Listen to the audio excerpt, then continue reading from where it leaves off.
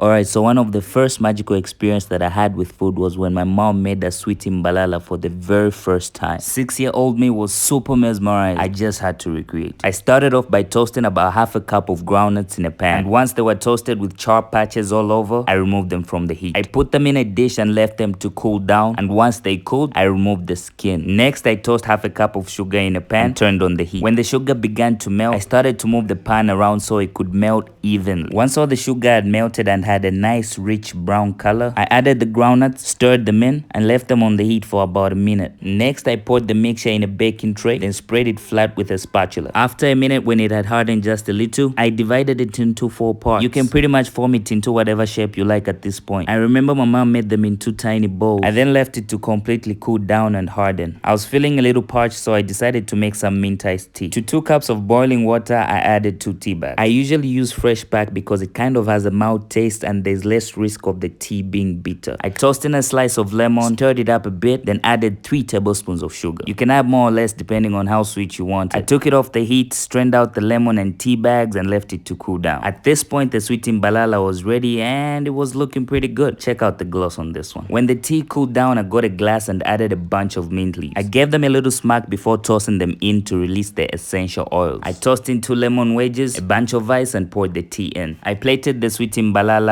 and it was tasted time. It was yeah, it was okay. I realized I left the sugar on heat slightly longer than I should have, so it was a bit bitter. Next time, I definitely won't let it get so dark. The drink was nice though.